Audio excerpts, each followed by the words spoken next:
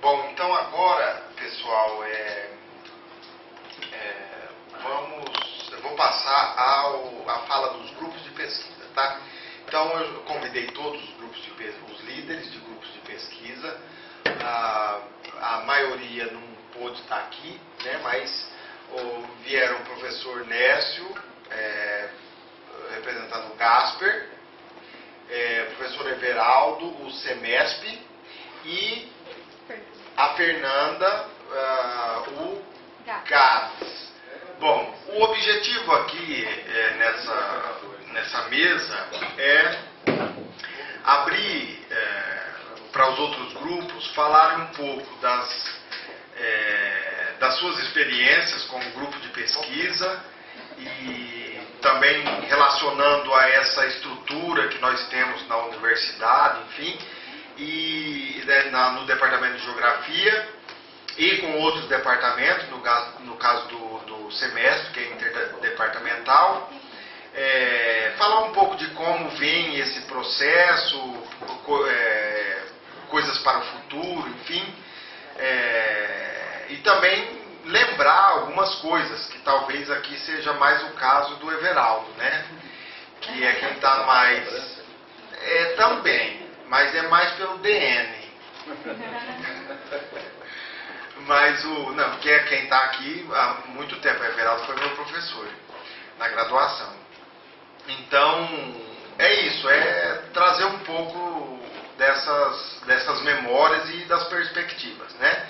E tenho certeza que vão reafirmar várias coisas que nós já dissemos aqui desde o começo, que é a importância dos grupos de pesquisa. Então, na formação acadêmica, no ensino, inclusive, né?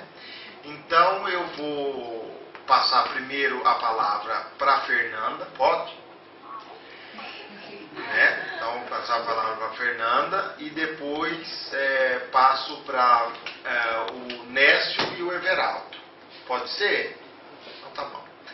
Então, Fernanda, muito obrigado pela presença.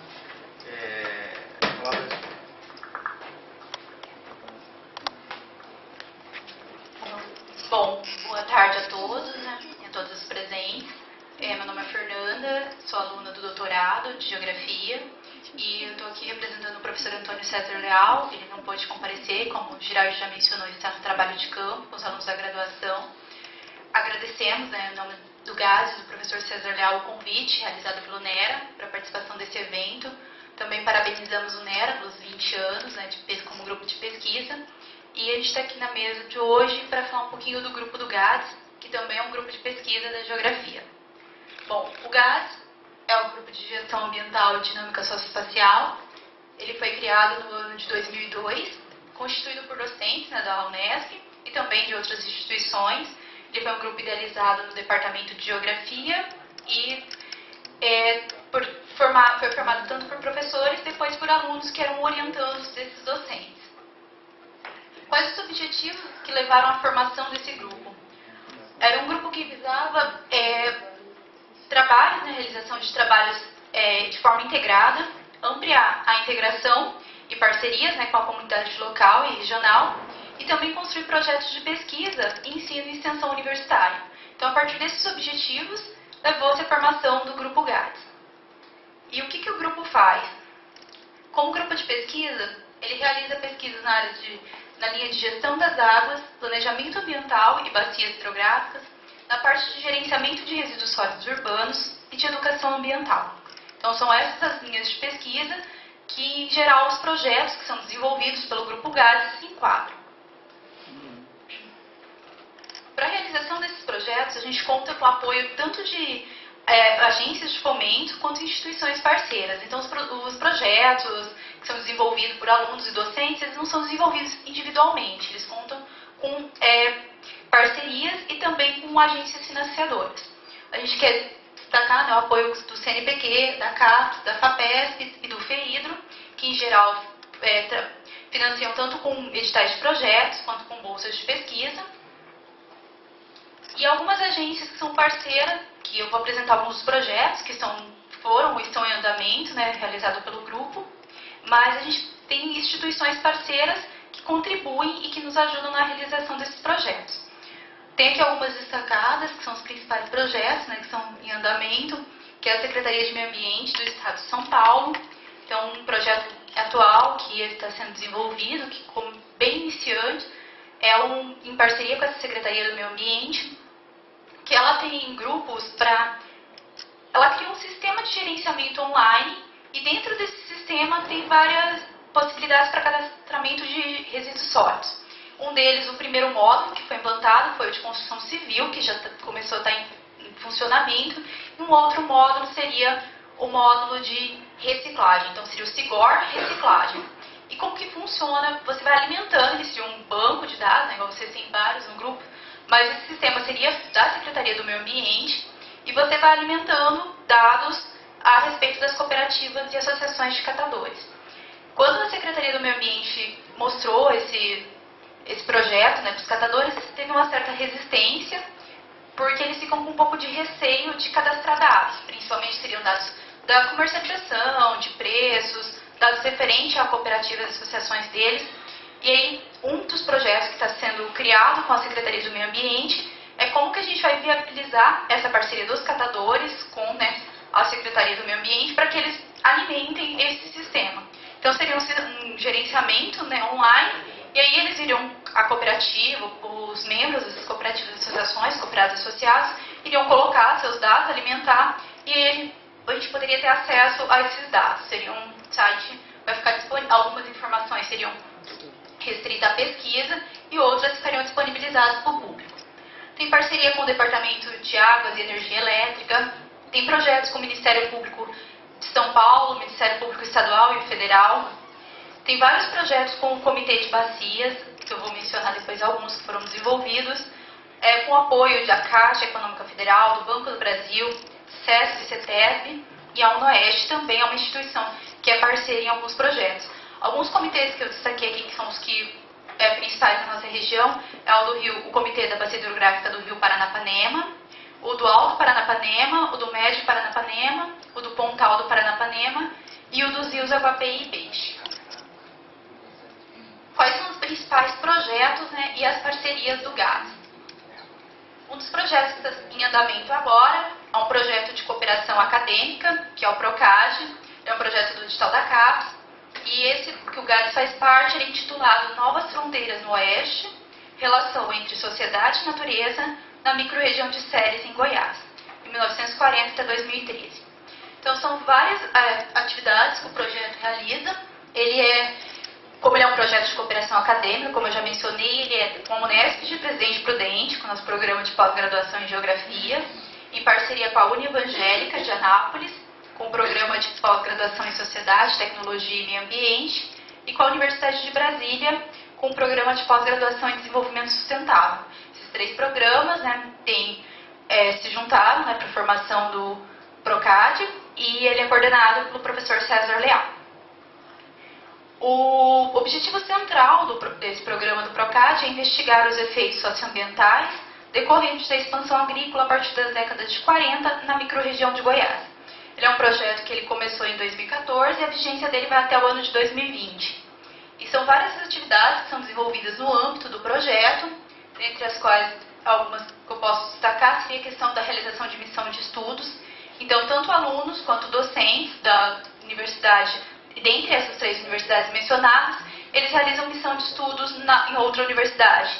Então, no meio do ano, por exemplo, eu realizei a missão na Universidade de Brasília, e você fica um período na universidade, lá você tem uma supervisora, uma orientadora também, que você desenvolve atividades relacionadas à sua pesquisa e ao projeto. E outros alunos vêm para Prudente ou vão para Anápolis, teve um grupo também que ficaram um período em Anápolis para a realização de pesquisas. Os professores, eles vão nessa universidade tanto para a realização de pesquisas, quanto também para ministrar disciplinas. Então, tem uma disciplina do programa de pós-graduação que vai ser desenvolvida por professores da Universidade de Brasília, e organizar eventos para a divulgação dos resultados do projeto. Então, esse é um projeto que o GAS está participando desde a sua fundação, né, participou da fundação do PROCAD. E o objetivo, né, dos resultados que espera com esse projeto é disseminar os conhecimentos produzidos, né, sobre esses temas envolvidos na questão e também formar uma rede de pesquisadores sobre a temática. Então, a partir do momento que você integra os grupos, você forma uma rede com pesquisadores e você tem pesquisadores em vários locais realizando pesquisas de forma integrada. Uma outra pesquisa, um outro projeto do grupo é o de gestão das águas e planejamento ambiental da bacia hidrográfica, estudos aplicados na bacia do Rio Paranapanema. Ele foi um projeto que foi desenvolvido entre 2011 e 2013, projeto também de políticas públicas, tinha o apoio da FAPESP, e para avaliar as condições ambientais da bacia, melhorar a articulação entre comitês e bacia hidrográfica. Então, sempre pensando nesse processo, em ter participação da população, em verificar quais são os problemas sociais, ambientais da bacia hidrográfica e tentar articular isso com os comitês e na busca também de soluções. E a partir disso, vários projetos, vários produtos são gerados, tanto na parte da pesquisa, que são os resultados das teses, das dissertações, mas também mapas, eventos para divulgação. O projeto Operação Águas no Pontal, também na parte de gestão, que eu tenho um grupo muito forte pesquisando gestão de águas no grupo. Esse projeto dos estudos da recuperação da proteção do manancial Rio Santo Anastácio, aqui um exemplo de um modelo de um mapa que foi gerado. Então, a partir da bacia do Rio Santo Anastácio, foi mapeado as áreas de preservação permanente e os locais em vermelho. O laser não está funcionando, mas era para ser os locais em vermelho. Voltar lá. Não vai dar. Os locais em vermelho seriam locais que deveriam ter área de preservação permanente, mas que estão sem essas áreas, que seria vegetação, deveria ter vegetação arbórea. Então, na parte de águas, como a gente viu, tem vários projetos. Sempre os projetos, a maior parte deles são voltados para gerenciamento, para planejamento e estudos de rios, córregos e bacias hidrográficas. Um outro foco, como eu mencionei no começo, é a parte de gestão de resíduos. E um projeto que está em andamento, mas que começou faz alguns anos, ele está relacionado com o gerenciamento de resíduos sólidos urbanos, organização de catadores de materiais recicláveis e educação ambiental. Ele está apresentado como um projeto piloto porque foi um projeto que ele surgiu de uma necessidade de organizar os catadores de materiais recicláveis, mas também para ajudar eles a pleitear editais de projetos, a pleitear verbas. E nessa época, o que estava construído, por isso que tem as parcerias do Ministério Público Federal, Estadual, SESP, é que quando teve a construção da usina hidrelétrica de Sérgio Mota, eles tinham que construir dois parques estaduais. E esses parques não foram construídos. Então, numa audiência pública, foi determinado que eles teriam que construir um dos parques, estadual, que não estava construído ainda, acho que é do Rio do Peixe, e em razão disso, dessa demora, que eles não tinham construído o parque, foi aplicada uma multa, e essa multa era de 119 milhões na época, agora ela já está corrigida, mas esse dinheiro foi dividido entre os principais municípios afetados, que 8 municípios tiveram perda de território por conta da usina, e alguns municípios também não tiveram a parte de perda de território, mas a gente chama de uma influência indireta nessa construção. Então, 57 municípios foram escolhidos para ser beneficiados com esse dinheiro. Ele foi dividido em projetos ambientais e projetos sociais e econômicos também. E quando começou esses projetos, um deles, que recebeu uma parte desse valor, era projetos relacionados à organização de catadores. E aí, esses 57 municípios que poderiam apresentar projeto, a Caixa, que estava como tomadora do recurso, que era quem ia liberar o recurso, mediante a apresentação de projeto. E o GATS trabalhou tanto na parte da realização de pesquisa, quanto na parte também de trabalhar com esses catadores, orientar. Tinha um grupo não só da geografia, mas um pessoal da arquitetura, por exemplo, que ajudou na construção de um CISA, que ia na cooperativa, via onde poderia melhorar, como poderia reformar o prédio, no que eles precisavam de investimento, para dar auxílio a esses catadores na construção, ou na equipamentos, o que eles precisassem, para eles poderem entrarem com o edital pedindo recurso.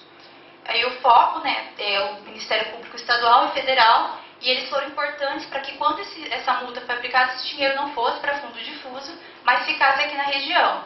Por isso que ele é um projeto piloto, né, colocado como piloto, que ele foi histórico na época, que é conseguir deixar o recurso na região afetada, na área afetada. E o Hospital do Câncer, o Morro do Diabo, foram alguns dos que também tiveram direito a apresentar projetos para esse recurso. Na parte desse projeto, nosso objetivo do grupo de pesquisa, né, era planejamento e execução de ações, e contribuir para a implantação de programas municipais de coleta seletiva e organização dos catadores de materiais recicláveis. A ideia era organizar os catadores tanto em cooperativas e associações e organizar essas cooperativas e associações em rede. Já tinha uma formação em rede que ela em Assis, no município de Assis, Ourinhos, mas integrar também a região de Presidente Prudente nessa rede e buscar fortalecer a rede. E aí, tanto alunos da graduação como da pós-graduação da Unesp participaram desses projetos nessa perspectiva de ensino, pesquisa e extensão universitária, que já comentaram, né, na parte da manhã, dessa importância de que os projetos eles sejam voltados tanto para as nossas pesquisas, quanto para o nosso ensino, que a gente vai aprendendo com essas pesquisas, mas que sejam socializados depois na parte de extensão universitária, que seja realizado com toda a comunidade ou grupos que precisam de algum apoio da universidade. Aí um outro projeto que provavelmente o Tomás irá apresentá-lo com mais propriedade, mas eu só vou mencionar que o GADES também faz parte, ele é um projeto temático da FAPESP.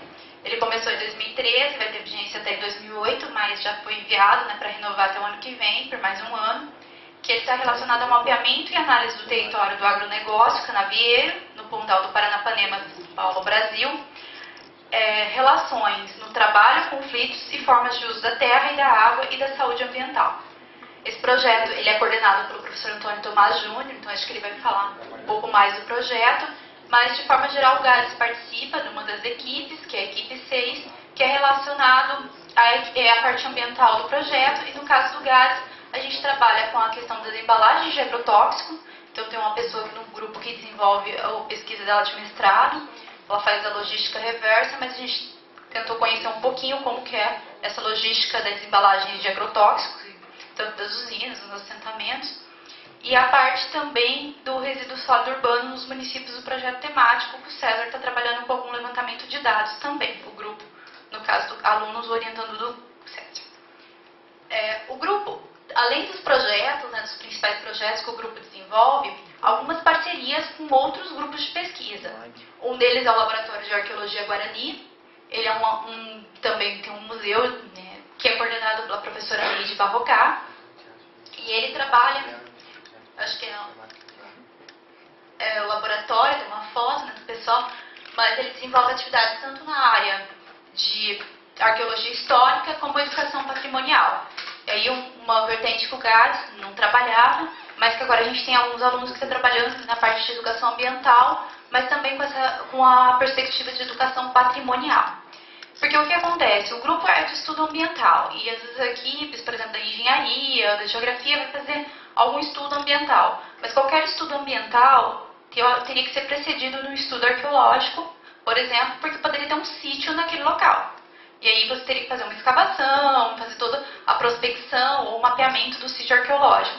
Então a equipe da Neide, ela faria essa primeira parte, né, do resgate histórico, arqueológico, se existir no local, e depois o GADES trabalharia com a parte ambiental, de mapeamento, de ir a campo, enfim, dos trabalhos que seriam desenvolvidos.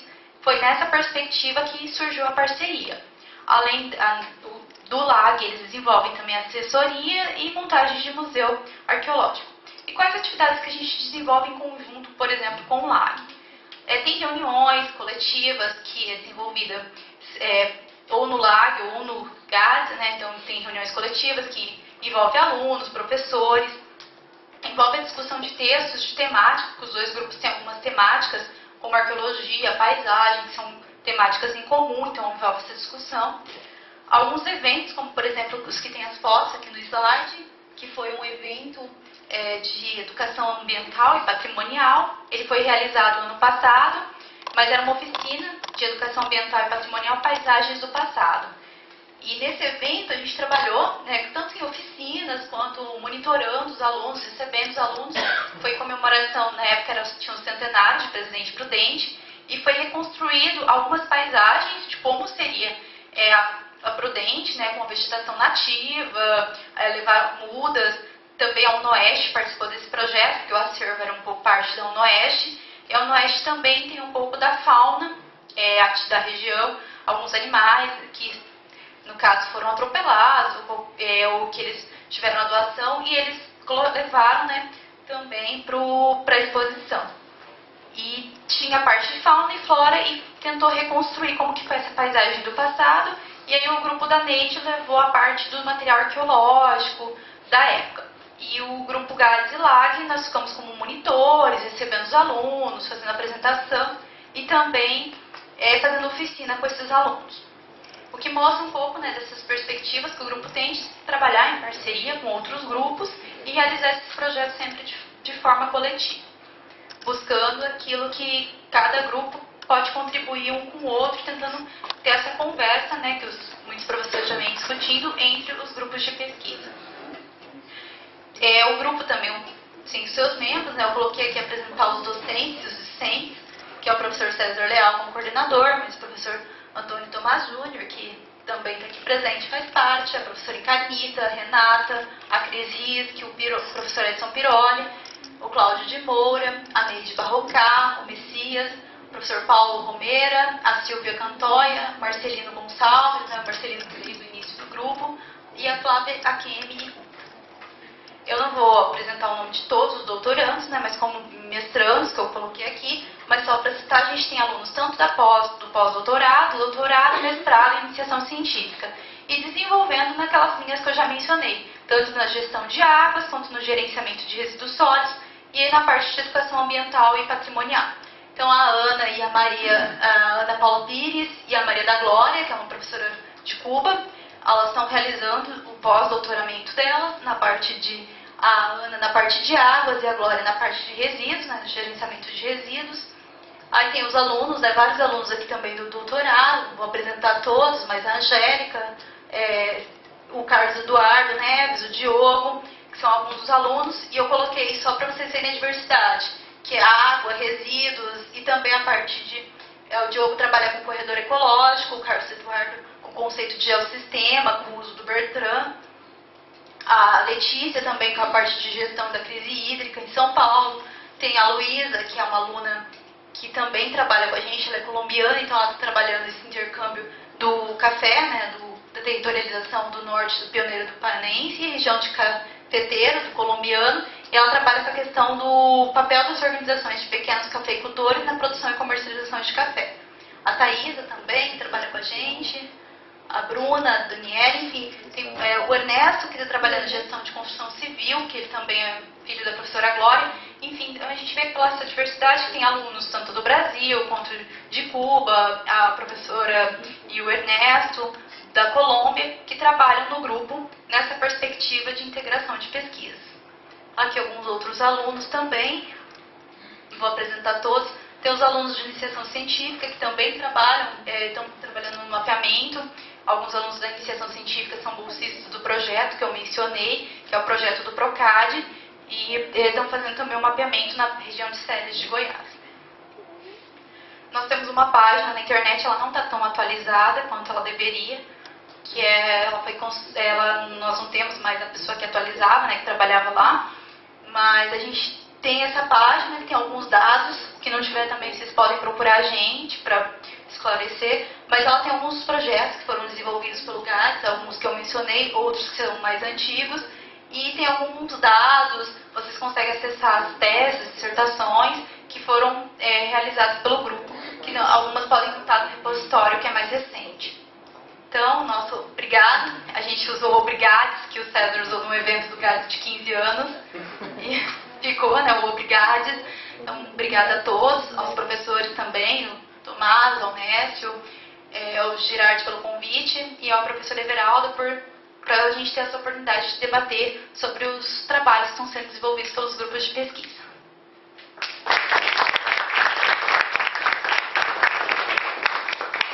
O professor Tomás acaba de chegar para representar o CEGET. Já foi no colo dela. Não, eu vou passar Ah, sim. o Nécio, porque a gente está...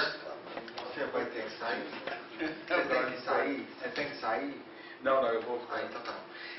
passar para o Nécio, são 20 minutos, já vai programando aí, cortando 90% da fala. Corta 100% da fala. Boa tarde a todas, a todos. Eu estou aqui representando o Gasper, né, no lugar do professor Arthur Whittaker, que agora é o nosso novo líder do grupo, né. Eu estava nessa condição até o mês passado. E aí ele pegou um pouco de surpresa com essa transição e nós nos organizamos lá para que eu viesse então representar o grupo. Bom, e em nome do grupo, do Gasper, eu quero dar os parabéns à UNERA, parabéns a toda a equipe, né, de professores, de estudantes, de graduação, pós-graduação, pós-doutorado do UNERA, ao pesquisador, né, que só temos um por enquanto, nessa função, por conduzir os trabalhos nesse grupo, né, que eu considero um grupo de extrema importância aqui na nossa instituição, e eu diria até um grupo de extrema importância na geografia brasileira, tanto na formação de quadros de estudantes para educação básica, para pós-graduação, quanto pela produção do conhecimento sobre reforma agrária e conflitos no campo. Né? Que num país como o Brasil, em que as questões agrárias são tão mal resolvidas, né? Num país em que ainda não se realizou a reforma agrária como uma política pública tão importante para a distribuição da riqueza nesse país, faz com que se avolumem os conflitos no campo. Então é importante um olhar atento, crítico e sistemático sobre isso. Né? E também queria fazer uma menção especial aqui ao professor Bernardo Mansano, que é o fundador do grupo, né? E que tem conduzido esse grupo aí por esses 20 anos, né? Que para mim é um exemplo de intelectual engajado. Sempre que eu trabalho nas minhas disciplinas sobre prática de pesquisa em geografia, né, em que eu toco na questão sobre pesquisação, sobre pesquisa colaborativa, que são modos de fazer pesquisa, né, porque envolvem um tipo de relação com aqueles sujeitos que são os colaboradores, né, uma relação que não é só de ir estudá-los, mas de estudar com eles, né, e também muito para eles. Né. Então eu acho que é um exemplo assim, que eu sempre cito nas aulas, falando, olha, quem que eu conheço que faz pesquisa assim na geografia, né, são poucos os nomes que eu posso citar, e entre os nomes que eu cito, o do Bernardo está entre eles. Bom, vou falar um pouco do Gasper. Talvez o Gasper seja um irmão mais velho do Nera, né, colocando nessa condição de irmandade mesmo. Né. O Gasper foi fundado em 93, então este ano ele completa 25 anos. Então é um pouquinho mais velho aí que o Nera. É o primeiro grupo de pesquisa constituído na FCT, na verdade. Né. E a princípio era composto pela Encarnação Espósito, Eliseu, você está desde o começo? O Everaldo, o Raul, o Jairo, né? E alguns desses professores foram constituir outros grupos de pesquisa, né? E ao longo do tempo outras pessoas também se agregaram ao grupo, como o Arthur, como eu, como o Márcio Catelã, que foram se formando dentro do grupo e ficando na casa, e a Eda, né? Quanto também professores que foram se formando dentro do grupo e foram indo para outras instituições do Brasil e que permanecem vinculados ao Gasper, mas em Chapecó, em Ituiutaba, em Juiz de Fora, enfim, né, Marabá, em várias universidades aí brasileiras. Então, a composição do Gasper hoje, ela é diversificada nesse sentido. Ela já não é mais um grupo que se limita aos professores da FCT. Né? Eu acho que o Nera também teve essa trajetória. Né? de 20 anos formando pessoas que continuam, né, estudando o tema e vinculados ao NERA, alimentando a rede Dataluta em outras universidades. Bom, o Gasper, né, desde meados dos anos 2000, tem feito uma opção por trabalhar de forma coletiva, né, organizar-se internamente em torno de projetos coletivos.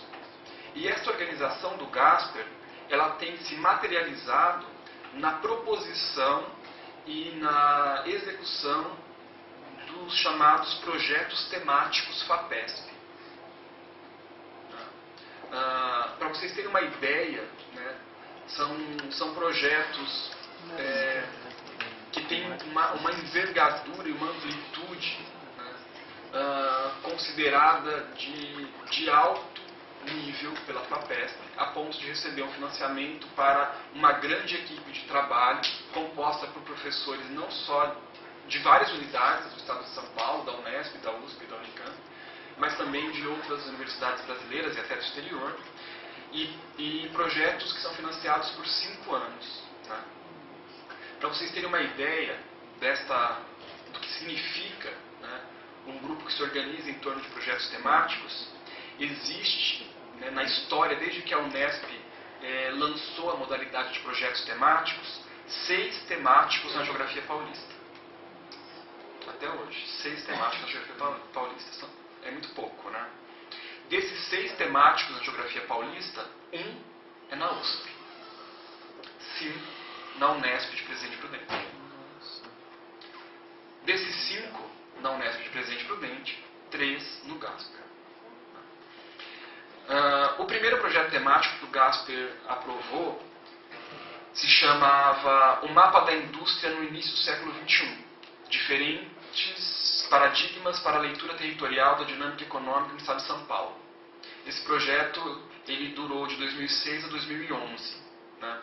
Este ano a gente encaminhou o último relatório do segundo projeto temático aprovado pelo grupo, que se chama Lógicas Econômicas e Práticas Espaciais Contemporâneas, Cidades Médias e Consumo. Um projeto que teve a duração de 5 anos também, como todos os outros, de 2012 a 2018. Né? Concluímos esse ano. A gente até pediu 1 ano a mais para concluir. Uma característica desse segundo projeto é que ele trabalhou com 6 cidades médias, né? 5 do estado de São Paulo e mais Londrina, no Paraná. Todas, na nossa leitura,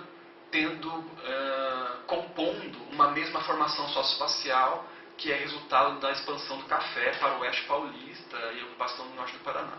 Então, isso era uma característica em comum dessas cidades, além do fato de serem consideradas cidades médias. E a ideia do projeto era olhar as transformações pelas quais essas cidades estavam passando nos últimos 20 anos, pela chegada de novos e muito poderosos agentes econômicos, que atuam em escalas nacional e internacional, né? Transformando não só a posição dessas cidades na rede urbana, como também o espaço intraurbano dessas cidades, com impactos diretos na mudança das formas como as pessoas viviam nessas cidades. Por isso que as práticas espaciais são importantes.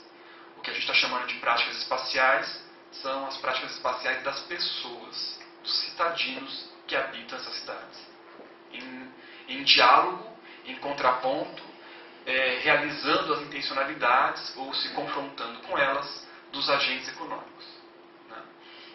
Para vocês terem uma ideia, no ápice deste projeto temático, a gente teve mais de 80 pesquisadores envolvidos. Entre os pesquisadores, né, que são os professores, coordenadores, né, dos eixos temáticos do projeto, quanto bolsistas, seja de iniciação científica, mestrado, doutorado e pós-doutorado. E a gente teve, este ano, a notícia da aprovação do nosso terceiro projeto temático, que se chama Fragmentação Socioespacial e Urbanização Brasileira. Escalas, vetores, ritmos, formas e conteúdos. programado para ser concluído em 2022. Então temos aí 5 anos de trabalho pela frente, né? Diferente do projeto anterior, né, esse projeto, ainda que olhe para as mesmas questões, fez uma opção de olhar para essas mudanças, mas tendo como foco, sobretudo, a posição daqueles sujeitos, daqueles cidadãos situados à margem. A gente tem uma preocupação maior agora, nesse projeto, com os sujeitos situados nas periferias pobres dessas cidades, né?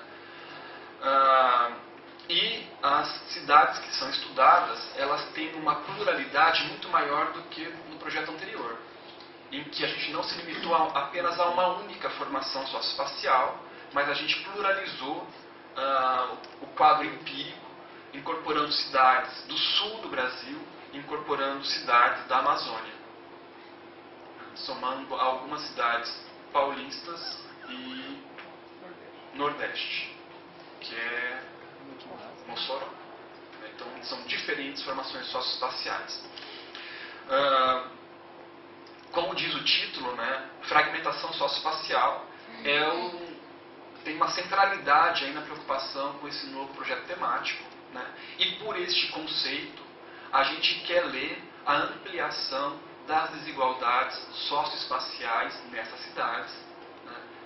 A ampliação pela qual, ampliação que na verdade exige da gente a busca de novos conceitos, que o conceito de segregação socioespacial já não dá mais conta.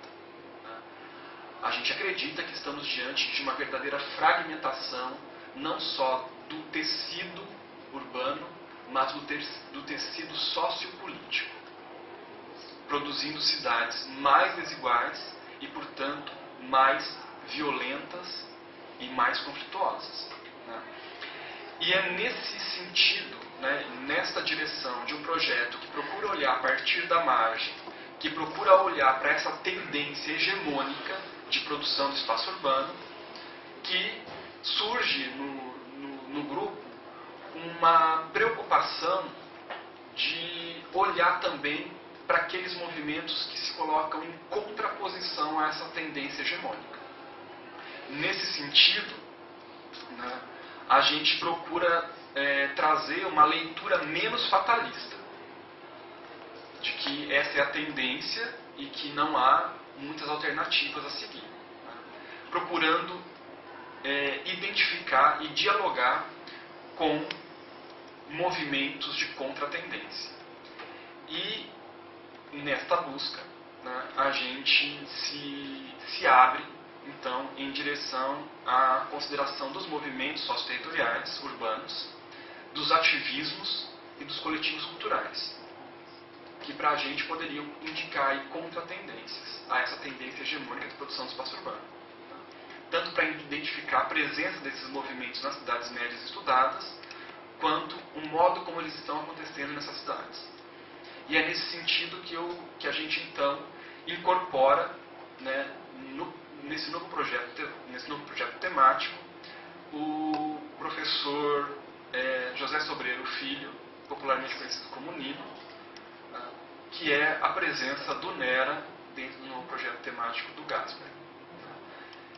E, inclusive, a gente faz isso atendendo a uma política da atual coordenação da pós-graduação, aqui representada pelo professor Everaldo, que numa reunião com os líderes dos grupos de pesquisa, apontou para um desejo de que os grupos trabalhassem projetos de forma mais integrada, né? Então, como eu falei.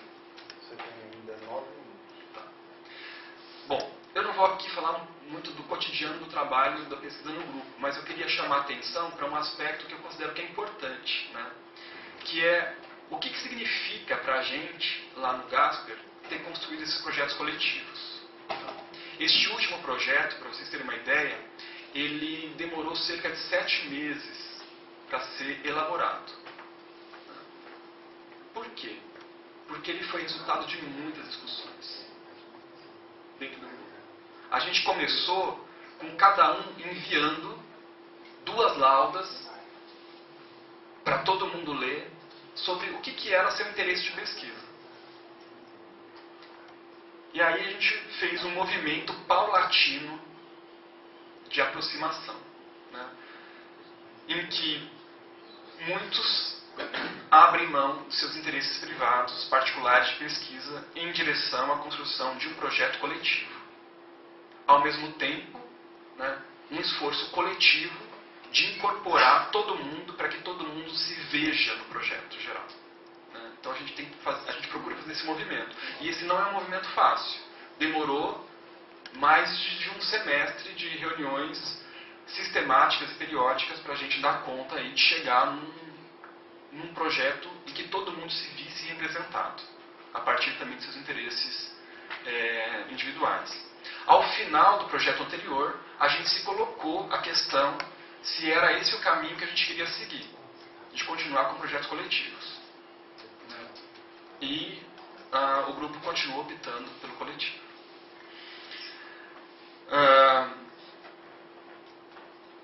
Bom, há outros movimentos que eu considero que são de aproximações e parcerias, né? Entre mim, entre os membros do Gasper, entre o NERA, né, com o NERA. Vou dar alguns exemplos. O Encontro Latino-Americano de Movimentos Sociais e Socioterritoriais, que o Bernardo está organizando em São Paulo, que eu vou participar de uma fala lá, né, que eu me senti muito honrado com o convite. O grupo, né, a comunicação coordenada na Associação de Geógrafos Americanos, que eu também fiz questão de estar perto, de participar e de responder a um convite que o Bernardo fez. Acho que a gente também tem participado de bancas cruzadas, né? Já participei de uma banca orientada pelo Bernardo e também de outros membros do NERA. Né? E quero apontar para outras possibilidades, talvez ainda pouco exploradas, de parcerias com aquilo que se faz dentro do Gasper com pesquisas que podem interessar o NERA e ter parceria do NERA. Né? Por exemplo, dentro da Recime, que é a rede de cidades médias, de pesquisadores de cidades médias, do qual o Gasper faz parte, eu não, mas o Everaldo sim, e muitos dos colegas do grupo fazem parte, né? Existe todo um eixo de pesquisa sobre a relação cidade-campo. Né? Trabalhando, sobretudo, o papel das cidades médias como suporte à agropecuária tecnificada, ao agronegócio. Mostrando como que o agronegócio organiza não só o território rural, os espaços rurais, mas também exige a adaptação das cidades que se colocam como suporte, né, a essa atividade moderna no campo. Né? Então, eu acho que aí a gente tem possibilidades de aproximação. Mais particularmente, né, com os temas que eu estudo, que são os temas das juventudes, das culturas juvenis urbanas, enfim, do tema das gerações, as diferentes gerações, eu acho que a gente podia fazer aproximações, como a gente já fez algumas tentativas nesse sentido, né, de pensar a sucessão na propriedade agrícola, nos assentamentos, pensar como que os jovens do campo e dos assentamentos, mais especificamente, estão construindo seus projetos de futuro a partir de outro campo de possibilidades que a geração anterior não teve. Né? Isso são pesquisas que me interessam. Né? E, por fim, desejo ao NERA vida longa, né? Para além até dos próprios sujeitos concretos, materiais e finitos que o criou, né? E que deixa esse legado aí para a geografia brasileira. Meus parabéns. E também desejo ele não para todo mundo.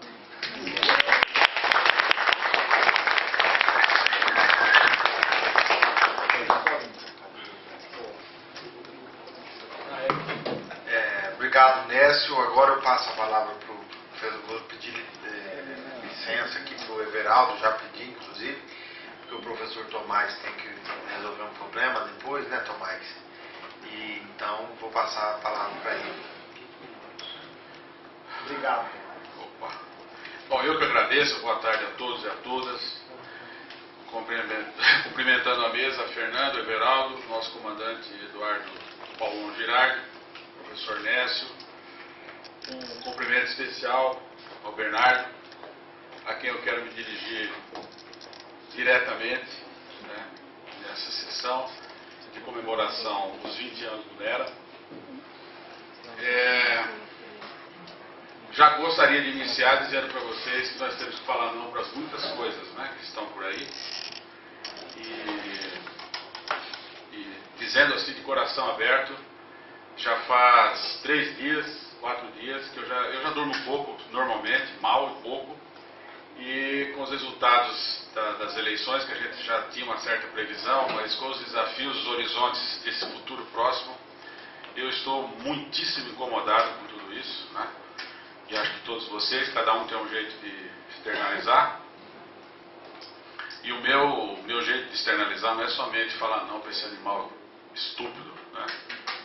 Essa bolsonese toda que está aí, mas eu acho que a gente ir para as ruas e ajudar na qualificação de um confronto, de esclarecimentos, né? Nós temos aí 20 dias, menos de 20 dias, para tentar fazer alguma coisa, tentar ajudar, tentar se somar, né? Então, imagino que, inclusive, esse momento aqui é um momento da gente estar somando forças, todos nós, né, em direção ao não qualificado. Nós não podemos deixar a nossa sociedade, o povo trabalhador, o povo pobre, as populações abandonadas, né, que sejam, de forma mais evidente e radical, colocadas mais à marginalidade. Eu vim aqui falar a verdade para vocês, fechado comigo para prestar uma homenagem ao NERA. Sinceramente, peço desculpas aos colegas, estou saindo aí da programação. Eu não vou entrar em comentários específicos sobre o que nós estamos fazendo no CEGET, porque não haveria tempo também, mas muito mais para tentar ver se a gente consegue, nesse momento, falo em meu nome aqui, em nome da nossa equipe, né, reconhecer o trabalho do NERA, toda essa energia e pujança que o Bernardo e toda essa rapaziada que vem trabalhando no NERA, né? Eu não estou vendo aqui um Gleison Moreira Leal, que é uma figura que, sei lá quantos anos que ele trabalhou no NERA, mas marcou a época, né? O Gleison foi meu aluno também na graduação, enfim, todos eles passaram por nós, né? Mas o que eu acho que é interessante destacar para vocês aqui é o seguinte: tenho notado que, especialmente falando aí do NERA, Bernardo, o quanto que a gente conseguiu avançar quando a gente conseguiu trabalhar junto. Depois eu vou lembrar de 2 ou 3 episódios e com certeza você vai concordar comigo. É porque a gente tem muitas discordâncias assim, mas a gente concorda bastante também, né? Então, o meu raciocínio é o seguinte: aqui nós poderíamos estar estreitando para continuar desenvolvendo ações conjuntas, porque eu estou certo que a gente pode conseguir muito mais sucesso e êxito trabalhando junto do que quando a gente não trabalha junto, né? Então nós estamos encerrando praticamente no ano 6 aí de um projeto grande, com possibilidades da gente estar, sei lá, se a gente vai conseguir aprovar o projeto, né, uma nova versão do temático, mas acho que seria um intercâmbio muito interessante da gente estar mobilizando as nossas energias para somar, né, especialmente aqui falando do NERA, por conta da intervenção pública e política que nós dois, e tanto o CEGET quanto o NERA, tem na região. Com acúmulo de força com os movimentos sociais, o movimento de esquerda, né, cada um de nós plasmando por caminhos que não necessariamente são os mesmos, mas os objetivos são muito congruentes. Então eu quero dizer que as nossas experiências aqui na nossa faculdade, né, em relação às pesquisas e às atuações, que não essencialmente se resume à pesquisa, mas tem na pesquisa um passo muito forte, e eu digo isso porque a extensão continua sendo para nós, né, uma atividade central. Eu quero destacar, Bernardo, 2 momentos. O primeiro, que foi o curso de formação de professores e de geógrafos do PRONERA, 2007-2011. Esse foi o primeiro. O segundo momento, um curso de especialização que teve início em 2013 e terminou em 2015. Evidente que nesses dois projetos foi uma junção de forças muito especial do CEGET e do NERA, e eu diria do NERA e do CEGET. Foi uma soma inteligente da nossa parte. Tivemos oportunidade de influenciar um conjunto de questões teóricas e políticas que povoavam as nossas cabeças para esse curso. Acho que foi uma influência muito positiva da sua parte, da minha parte.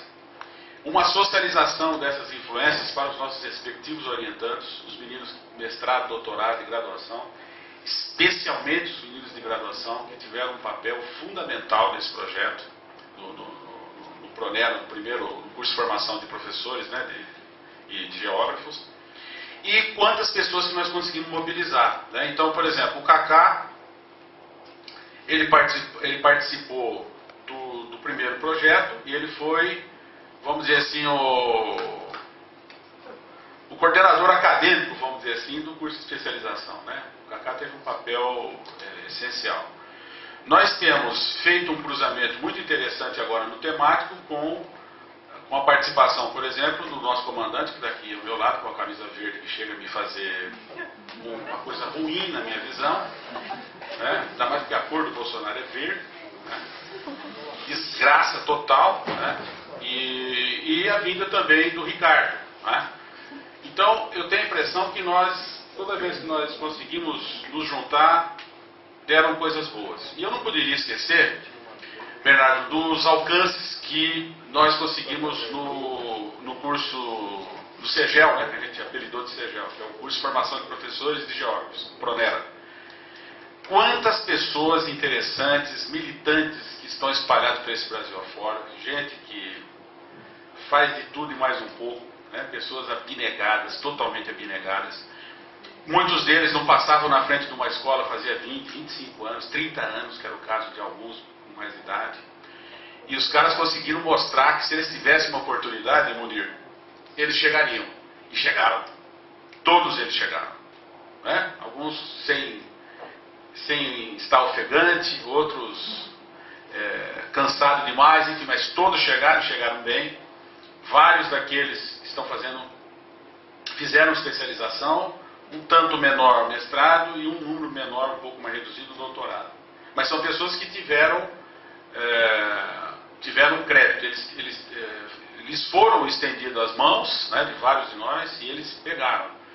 Então eu acho que essa contribuição, essa atuação conjunta, nós não podemos esquecer. Inclusive faço aqui um desafio para você, eu não sei se eu vou conseguir cumprir ainda, né, nós não temos muito mais tempo aqui, nem eu nem você, mas nós temos que escrever alguma coisa junto dessa experiência. Se fosse um livro, qualquer coisa, mas nós temos que escrever. E a gente não conseguiu nem falar sobre isso ainda. E nós tivemos a outra experiência da especialização, como eu já comentei, que foi uma experiência interessante, que com uma atuação e abrangência mais regional, mais para professores que atuam nas escolas públicas aqui da região, especialmente em assentamentos. Então também uma contribuição, eu acho, bastante diferenciada.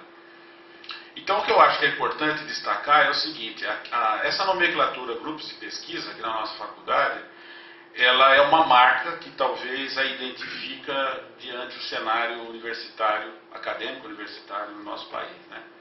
Eu hoje não posso mais falar que conheço todos os departamentos de geografia, mas até uns 4, 5 anos atrás eu poderia garantir para vocês que eu conhecia todos os departamentos, as universidades federais onde tinha curso de geografia. E as escolas estaduais, as faculdades estaduais. Né? Hoje já não tenho mais controle, já não tenho mais assim tanta inserção nesse ambiente. Mas o que eu posso dizer é que essa forma de nuclear, de organizar pesquisadores, de formar gente, formar estudantes, especialmente o nosso forte é formar menino de graduação, né? Pelo menos no CEGET a gente tem essa força muito, muito interessante. Eu tenho notado que não somente é uma diferença em termos de Brasil, mas quando a gente conversa com colegas nossos de outras universidades, de outros países, eles nem sabem o que significa um grupo de pesquisa. Às vezes uma organização para discutir um autor, um assunto, isso tudo bem. Mas não como uma coisa perene como nós temos aqui. Né? E aqui nós temos várias experiências. Né? O Nécio relatou há pouco, né, a experiência, o trabalho do Gasper, né, que é o grupo pioneiro aqui. Né? eu me lembro que quando o Sergete fez 20 anos, né, 2 anos atrás, a gente fez o Sergete 20 anos, a gente tinha feito o Sergete 18 anos, né, e eu lembro que nesses 2 episódios ficou muito claro para mim, né, a partir dos depoimentos dos dinossauros, né, que a gente chama, um tratamento bastante carinhoso entre nós, né. Então os dinossauros é a primeira linhagem da formação, né, e aí é Maria Franco, Marcelo Mendonça, Marcelo Carvalhal, né, então a gente chama assim, são os dinossauros, né, os capa. E esse povo está espalhado pelo Brasil afora, né, nós já estamos na 4ª, 5ª geração de doutores, e nos depoimentos deles me ficou bastante assim, claro, a partir inclusive de uma sensibilização interessante por parte de alguns deles, quando disseram que estavam naquela época, agora eu creio que deve estar um pouco mais forte ainda, estavam conseguindo multiplicar ações e atividades que nós desenvolvíamos aqui, né? O Sergete, desde o nosso ponto de vista, da nossa estrutura de organização, nós estamos em 21 estados, né? E eu não sei dizer quantas pessoas, porque esse número é difícil de ter controle, né? Mas nós estamos em 21 estados, acabamos de voltar da 19ª Jornada do Trabalho, em Chapecó, começo do mês de setembro, juntamos lá 100, 120 pessoas, e lá também os depoimentos foram exatamente semelhantes a esses, o Sergete 18 anos e o Sergete 20 anos, ou seja, essa rapaziada está conseguindo levar adiante uma série de questões, desafios teóricos, né, e ações de pesquisa que a gente desenvolvia de uma forma muito mais forte até um tempo atrás do que agora, por conta das atividades que nós estamos envolvidos, que acaba consumindo mais para determinadas ações em detrimento de outras, como acontece com todo mundo, né?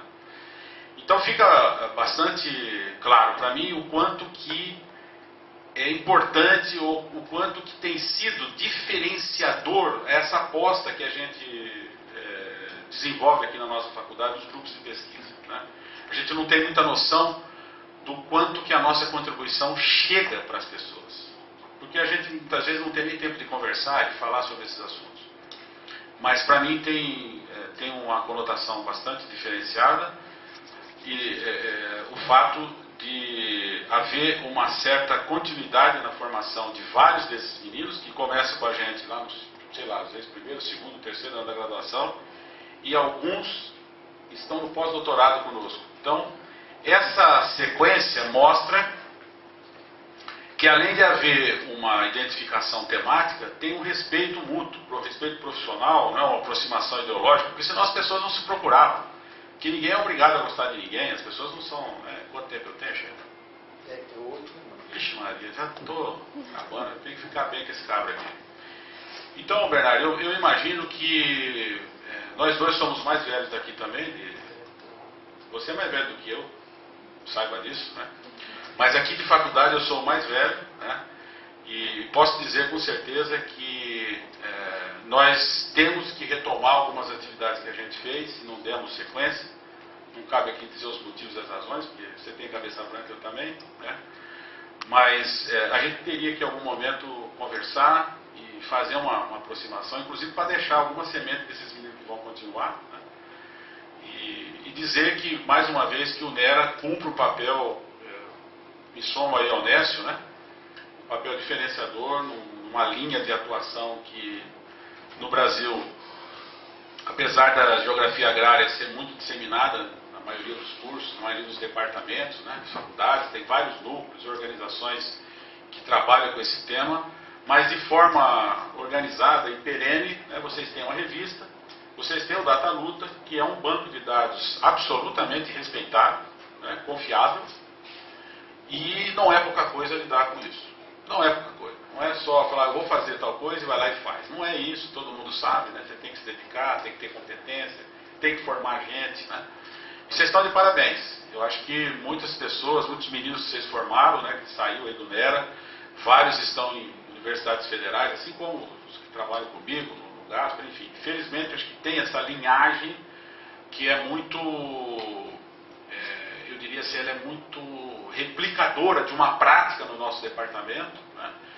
Mesmo que a gente tenha trilhões de divergências, mas acho que tem algumas identidades que eu destaco nesse momento, que é exatamente essa aposta de formar pelos grupos de pesquisa. Acho que tem muita coisa boa nisso, né? Muitos exemplos bons.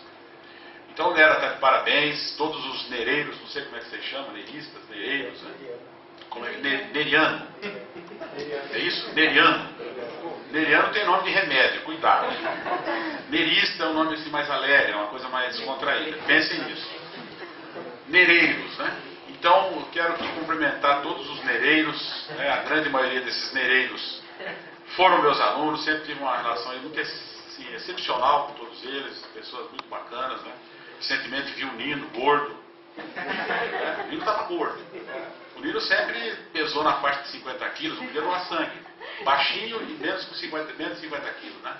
Aí vi o Nino recentemente, onde que ele estava, cara? Não lembro que lugar que foi. Foi aqui na faculdade, né? Ele estava comendo, ele estava no café, eu olhei para ele, como a gente se gosta, é corintiano e tal, o Nino é uma gente muito boa, né? Abraçando e tal. Falei, Nino, você tá gordo, né, velho? O que aconteceu com você? Pessoal, a cerveja lá no Pará, barata e tal. E o velho Nino tá lá engordando. Então, assim, quando eu olho para esses meninos, eu fico feliz da vida, porque eu sei que eles saíram daqui, e eles estão muito bem onde eles estão, e eles estão levando à frente muitas coisas que tentaram fazer aqui, deram certo, e tantas outras que eles tentaram fazer aqui que não deram certo. E lá, os lugares onde eles estão conseguindo. E você é o responsável por isso. Não adianta você querer sair correndo, porque você é o responsável. Parabéns, então, a todos, e um parabéns especial ao Bernardo, que me concedeu dois momentos especiais também, além dessa experiência do Pronera. Eu tive a felicidade de fazer parte da banca de doutorado do Bernardo, da banca de livre docência dele. E me senti muito prestigiado, né, de ter sido lembrado, de ter feito parte desses dois momentos. E da banca de doutorado do Bernardo eu não posso nunca me esquecer, o nosso companheiríssimo, né, Eduardo Matarazzo Suplicy, na banca, e a professora Zilda Iocói, da USP, fazendo uma intervenção, e ele pediu uma parte para ela, no meio da intervenção.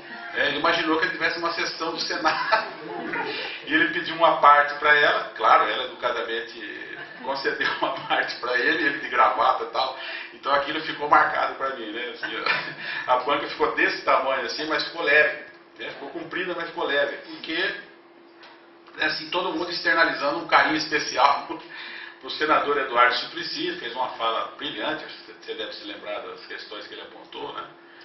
Então eu tenho essa recordação, e da sua livre docência, uma recordação que ficou para mim, foi quando eu li o seu texto e pensei comigo, eu estou junto com o Bernardo. Apesar de eu não concordar com muito do que ele escreveu aqui, eu estou junto com ele. Então essas coisas que são boas, porque a gente não precisa concordar para estar junto. Né?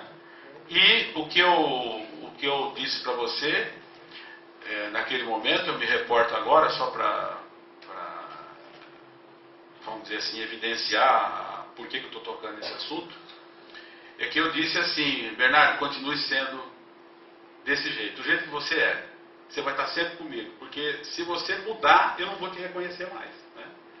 E aquilo ficou legal para mim, eu me senti confortável de estar falando aquilo, porque era e é a realidade, é a verdade. Né? Então, a gente não precisa efetivamente comungar os mesmos conceitos, as mesmas formulações teóricas, né? Ou inclusive está no mesmo barco, mas a gente está no mesmo rio. Nós estamos preocupados com os tufões que estão por aí. Acho que essa oportunidade de dizer isso para você é ímpar, né? E fica aqui registrado. Parabéns, toque em frente e nós estamos juntos. E parabéns a todos vocês, ao meu chefe, o comandante aqui de verde, troca essa camisa, velho. Tinge essa desgraça de amarelo, qualquer outra coisa. Obrigado, gente.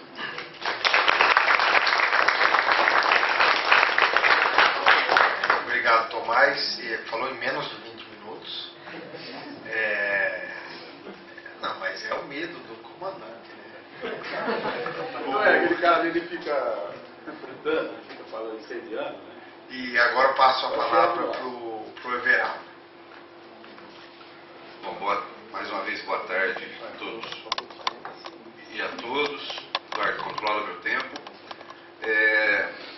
Bom, eu já estive aqui hoje de manhã, já cumprimentei, já fiz uma saudação inicial a todos. E nesse momento eu vou pular essa parte, só cumprimentar aqui meus colegas de mesa aqui, o Nécio, o Tomás, mais uma vez o Girardi e a Fernanda. E eu vim para cá pensando um pouco, né? Como é que é interessante isso, porque a gente está sempre junto, se cruzando nos corredores, e o quanto, né, Tomás, a gente senta pouco para conversar, para contar história, para relembrar a história, né? E o quanto esses momentos são importantes e o quanto o NERA, né, foi feliz em propor essa sessão aqui durante esse evento da comemoração dos 20 anos. Pelo protocolo eu estou aqui para falar do CEMESP, né, que é o Centro de Estudos e Mapeamentos da Exclusão Social para Políticas Públicas. Esse nome imenso que foi dado pelo Magaldi, como não poderia deixar de ser, né? Que nunca consegue colocar um título com menos de 40 palavras num texto, mas que vem trabalhando junto, vem construindo coisas aqui, junto com os demais grupos, junto com o programa, etc, etc. Quer dizer, em relação ao NERA em particular, eu acho que 2 pontos eu gostaria de sublinhar aqui. O primeiro, que são 2 grupos com a mesma idade, né? São 2 grupos exatamente com a mesma idade. O CEMESP também está fazendo 20 anos esse ano, ou seja, são grupos de 1998. E todos nós que somos os dinossauros aqui da mesa, Tomás, nós lembramos como é que era essa faculdade, né, no ano de 1998, quando nós começamos com essas histórias de grupos de pesquisa. O Gasper já tinha começado, e aí vai aparecer o NERA, vai aparecer o CEMESP, todos os demais grupos vão aparecendo. Eu quero registrar isso, pessoal, porque aqui nós temos pesquisadores de todas as idades, e principalmente para os mais jovens, né? Tomás falou, e eu quero repetir isso. Naquele momento não existia, principalmente nas ciências humanas, qualquer experiência de trabalho em grupo, de uma aposta num trabalho mais coletivo, na aposta de um trabalho que não fosse aquele trabalho organizado dentro da universidade, muito nas ciências biológicas e nas exatas, que tivesse quase que um catedrático que hierarquicamente organizava a produção do conhecimento. Essa era a grande tradição que a gente tinha ainda na universidade brasileira, no final dos anos 90, que, se formalmente já tinha eliminado a cátedra na reforma universitária feita no regime militar, ainda continuava com uma prática de produção do conhecimento concentrada e centralizada na mão de um doutor, com todos os seus orientandos organizados hierarquicamente. A ideia do grupo, a ideia de uma horizontalidade, a ideia da possibilidade de ter projetos comuns, de uma divisão do trabalho que não fosse uma divisão do trabalho só econômica, mas também uma divisão do trabalho intelectual e solidária, era inexistente dentro da universidade. Eu lembro, inclusive, e o Tomás e o Bernardo, vou invocar os dois que são os mais velhos aqui, devem se lembrar também, como que num determinado momento a própria reitoria da Unesp começou a incentivar ou a tentar induzir a criação de grupos de pesquisa. Se criou até num determinado momento a ideia de se criar grupos virtuais de pesquisa. Não sei se vocês lembram disso, mas eu me lembro. E aqui nós começamos, né, paulatinamente, a estruturarmos o nosso trabalho cotidiano em torno desses projetos mais coletivos, sob a liderança de um pesquisador mais experiente, sob a liderança de um pesquisador que conseguia, às vezes, o acesso ao financiamento, sob a liderança de um professor que conseguisse articular um pouco melhor as nossas diferenças, né, e as nossas brigas naqueles momentos, mas nós fomos experimentando, e aí eu concordo integralmente com o Tomás. O resultado dessa trajetória, o resultado dessa história e dessas histórias é singular. É singular. Não tem na geografia brasileira, e eu vou falar também de outros campos de conhecimento, centros acadêmicos, universidade, onde grupos de pesquisa têm uma interação tão grande com a graduação, com a pós-graduação e com a organização do trabalho acadêmico. Claro, existem grupos de pesquisa em várias outras universidades. Claro, esses grupos de pesquisa têm produção relevante, óbvio, mas com todos os docentes de um programa de pós-graduação estruturados dessa maneira como nós temos aqui, concordando mais uma vez com o Tomás, nós temos quase que aí uma escola, porque realmente as sucessivas gerações de pesquisadores que são aqui formados replicam as nossas práticas, às vezes para o mal, mas muitas vezes para o bem, em todos os lugares que eles estão. Então, eu estou tentando registrar aqui como é que era esse ambiente quando nós criamos esses grupos de pesquisa. Né? Então, esse é um ponto comum com o semestre. Como é que esses grupos de pesquisa vieram se transformando e nós vamos pensar como é que eles vão ser daqui para frente. Porque eu acho que daqui para frente nós temos de enfrentar o desafio de interações e pontes maiores, nós vamos enfrentar o desafio de borrar fronteiras e interagirmos mais, nós temos o desafio de, inclusive, entre os professores fazerem uma coisa que os alunos fazem muito mais do que nós, que é dialogar e conversar, e um saber da pesquisa do outro, um saber do projeto do outro, ali naquele corredor onde esses contatos todos acontecem.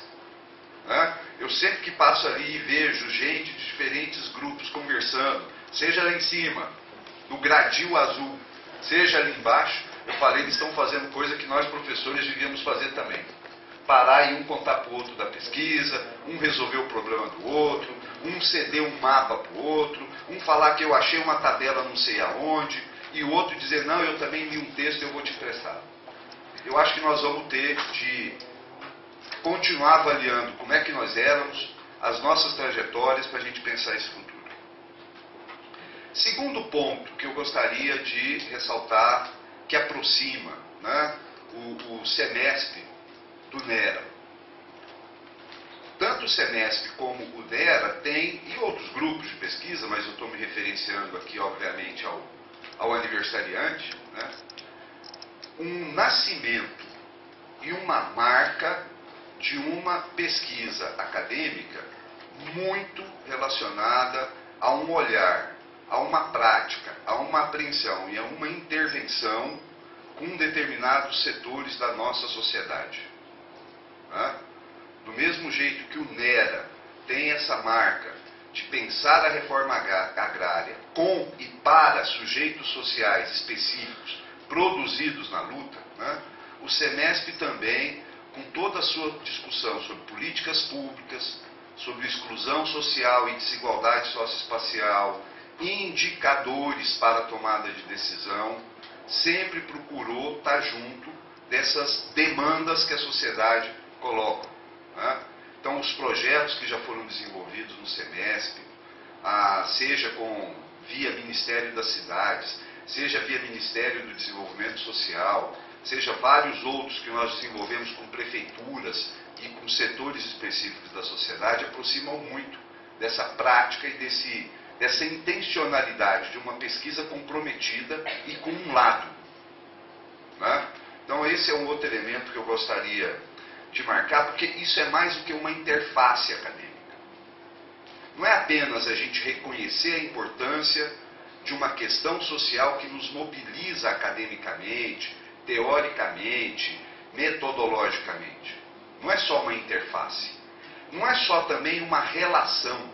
É um processo de interação e de integração em que muitas vezes, e sob crítica de determinados setores da nossa universidade, isso eu queria também sublinhar aqui, confunde, tá? De maneira equivocada, como se as coisas estivessem em caixinhas, o que é produzir conhecimento acadêmico e o que é ter lado, ter posição, fazer intervenção e borrar os limites entre o ensino, a pesquisa e a extensão numa prática cotidiana dentro e fora da universidade. Setores da nossa sociedade e da nossa universidade muitas vezes demonstram pouquíssima capacidade de compreensão desses processos. como se a produção do conhecimento tivesse de ficar restrita a uma sala de aula, à sala do professor, ou no máximo a esse grupo de pesquisa.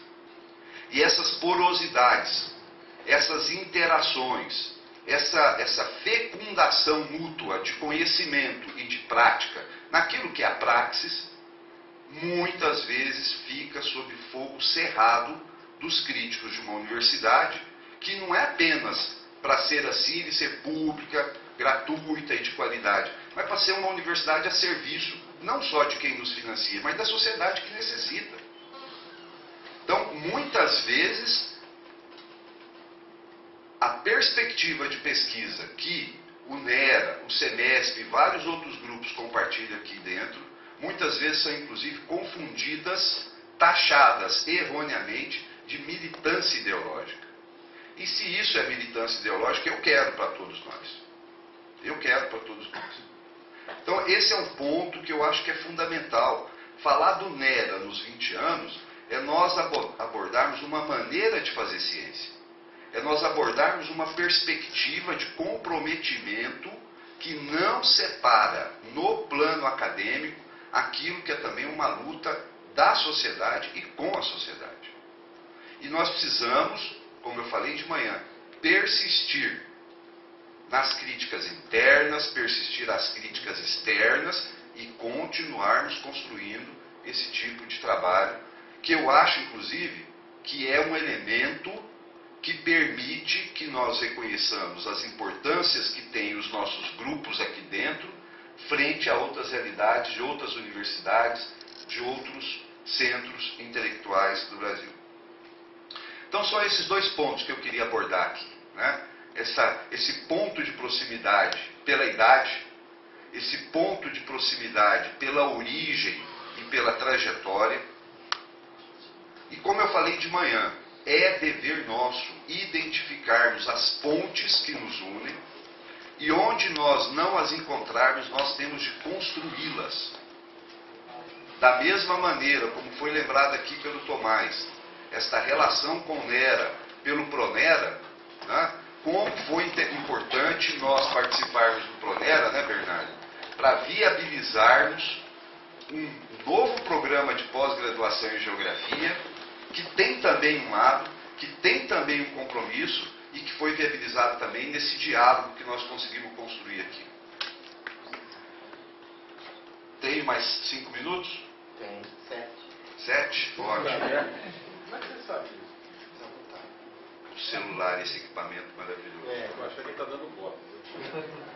Eu quero terminar com um terceiro ponto, que também é um ponto em comum.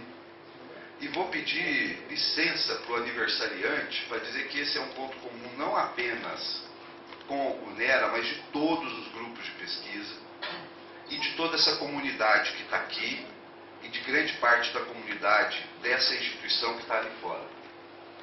Eu tenho falado muito aqui nessa minha fala que o NERA tem um lado, o NERA tem um compromisso, que é a mais pura verdade e precisa ser registrado. Mas eu acho que todos nós aqui também temos lado. E esse lado, no momento e numa conjuntura como nós estamos vivendo, não pode ser um lado passivo no embate das lutas sociais que nós estamos observando. Nós não podemos ser observadores apenas. Nós precisamos ter atitudes um pouco mais ativas. E se nós não temos uma capacidade de escalar nesse momento, de saltarmos essas escalas e termos a capacidade de chegar longe, nós precisamos cuidar muito de quem está perto, nós precisamos cuidar muito de quem está do nosso lado, porque nós estamos vivendo não apenas um processo político tremendamente horrível, e os adjetivos aqui poderiam ser ampliados, mas nós estamos vivendo processos que chegam, inclusive, na escala dos indivíduos, das pessoas, do seu ânimo, da sua psique, da sua capacidade de se posicionar, compreendendo um pouco mais, um pouco menos o que nós estamos vivendo. Se não olharmos para quem está do nosso lado, ouvirmos e cuidarmos, nós podemos sair muito piores desse processo. Eu acho que nós temos de dar a cara, nós precisamos dialogar, nós precisamos mostrar para essa comunidade que aqui tem lado e que apesar das nossas diferenças, nós temos um único lado possível no embate que nós estamos vivendo. Que é um lado a favor da democracia, é um lado a favor de crescimento com inclusão e com direitos, é um lado contra a barbárie, é um lado contra a violência, é um lado a favor das diferenças e da diversidade. Então, com a devida licença, Bernardo, eu queria propor aqui que nós, hoje presentes, nós encabeçássemos um manifesto assinado e nós convidássemos colegas, professores, alunos, servidores a assinarem esse documento, que nós dessemos divulgação nas mídias sociais para esse documento, mais ou menos apontando isso que eu acabei de tentar sintetizar aqui.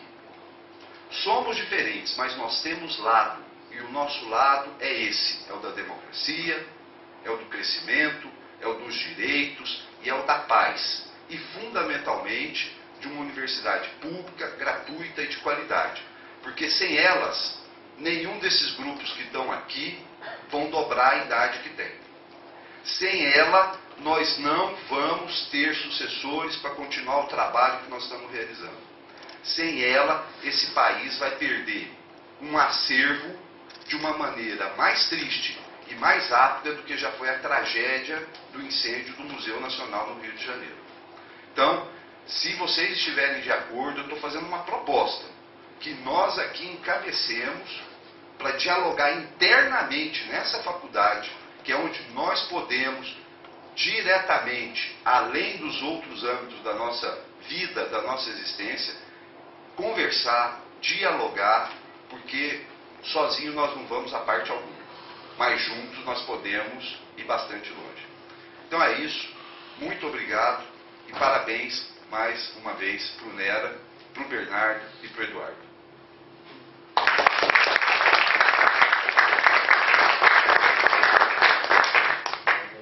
Deu tempo, sim. Bom, obrigado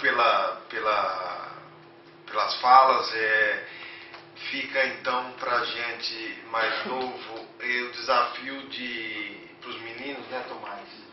O desafio de manter isso, né? Porque chegar a construir é difícil, mas manter também não é uma tarefa fácil.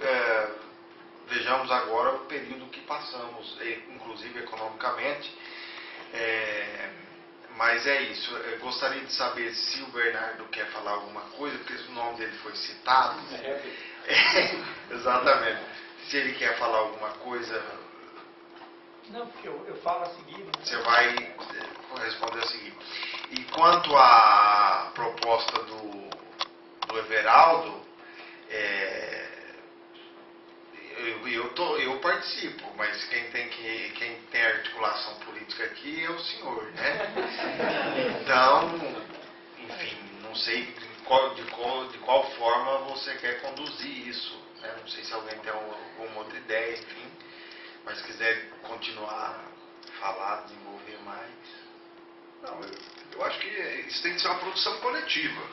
O que eu poderia aqui me propor, já que eu dei ideia, é de escrever um pouco esse pequeno texto, na forma de um texto, essas poucas ideias que eu acabei de apresentar. Nós temos o lado da democracia, do respeito, a diversidade, do crescimento com inclusão e direitos, e o lado da universidade pública e gratuita. E por isso nós nos posicionamos para que a barbárie não vença e ele não. Posso transformar esse pequeno texto impresso em umas 30 folhas de sulfite, espalharmos e a gente sair coletando coletivamente assinaturas, e nós precisaríamos de alguém que talvez pudesse concentrar isso e ir escaneando essas páginas assinadas para a gente poder começar a divulgar nas nossas mídias sociais. Quando chegar aí, a minha atuação de dinossauro para, porque eu não sei.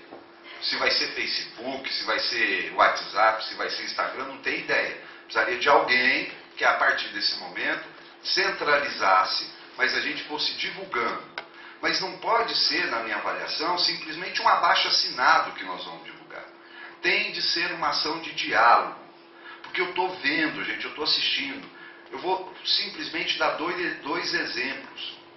Na segunda-feira, um aluno do primeiro ano de Geografia me procurou ao final da aula, extremamente desequilibrado, me relatando a briga que ele teve com o pai. E a briga, ele me dizia, o meu pai não é um sujeito burro, o meu pai não é uma pessoa sem educação, mas eu não consigo mais dialogar com ele. E aquilo estava fazendo muito mal para ele. E um segundo elemento, um aluno que veio me perguntar de um curso que não é da Geografia, por que eu não votaria no Coisa, porque eu estava usando no meu carro um adesivo do Haddad. E quando ele me fez essa pergunta, eu percebi que ele queria votar na Coisa. E eu tive de parar ali durante mais de 40 minutos para iniciar um diálogo. Então não adianta eu querer pensar muito grande se eu também não penso aqui do meu lado. É um pouco isso. Se nós conseguirmos atingir esta comunidade, eu acho que nós já vamos estar cumprindo um papel que nos cabe, muito importante, para além de tudo que nós vamos fazer. Com quem que nós vamos conversar, a campanha que nós vamos fazer na rua, o amigo que nós vamos visitar no final de semana e levar uma cachaça para beber junto com ele. Porque nós vamos ter de fazer isso. Mas eu estou pensando aqui. Então, se alguém de vocês que tem um mínimo domínio sobre essa questão das mídias sociais me ajudar e todos colaborarem, carregando e pedindo assinatura e conversando, para a gente ter uma divulgação disso também, a gente pode começar isso já hoje, né, e trabalhar durante a semana que vem. E óbvio, outras ideias serão muito bem-vindas. Às vezes eu me sinto com a paz do cemitério, gente. Nós não temos um diálogo, nós não temos uma roda de conversa, nós não temos um debate, tá? Nós não temos nada. Os alunos do primeiro ano de Geografia estão organizando para daqui a 2 semanas, na véspera da eleição, um debate sobre os projetos econômicos dos 2 candidatos. Vamos ver se a gente engrossa esse caldo e que outras atividades apareçam aí durante esse período. Alguém quer falar alguma coisa? Eu só queria lembrar não é bem lembrar, mas é relatar assim para você, né, que já 2 semanas decorridas, né, que eu estou em Geografia Humana, primeiro ano, e eu estou discutindo com os meninos a conjuntura política. Então, trazendo os conteúdos sociais e de classe do conceito de população, que é tragicamente trabalhado na Geografia. E na terça-feira última, eu preparei uma aula mesmo para discutir o resultado das eleições, né, continuando na mesma perspectiva da conjuntura. E no CEGET, no CEMOS, nós estamos totalizando alguns dados do TSE, estão produzindo algumas tabelas e gráficos. Né? Então, a gente tinha um pedaço disso daí, eu apresentei a eles, e especialmente no noturno, não saberia explicar porquê exatamente, mas os meninos ficaram mais animados, mais entusiasmados com essa discussão, e a conversa foi muitíssimo boa. Não estou vendo nenhum menino do primeiro ano aqui. O Jorge está ali. Tem uma aluna Patrícia não. Pamela. Quase que eu acertei, falei Patrícia, né? Então, os meninos estão animados, sabe, em debater o tema. Infelizmente, a gente não tem, assim, plasticidade para conversar sobre essas coisas, né? Então, cada um está no seu canto, a gente viaja muito, não para aqui, mas talvez isso seja pretexto para a gente não fazer as coisas junto. Mas eu tenho a impressão que a nossa faculdade e a nossa universidade, especialmente, está sendo arrasada, essa é a minha opinião. Essa gestão que está aí está arrasando a nossa universidade, arrasando, né? E essa crise que está aí, mas crise de gestão, um monte de coisa, e a meninada está sentindo isso na pele, aí vem um monte de coisas, e a gente não está conseguindo debater e discutir. Então, eu me somaria a essa preocupação do Everaldo, mas eu acho assim que nós, nesse diálogo, Everaldo, nós temos que falar também sobre o afundamento da nossa universidade, que está indo à bancarrota. Essa é a minha leitura pessoal. É isso aí. Tamo junto.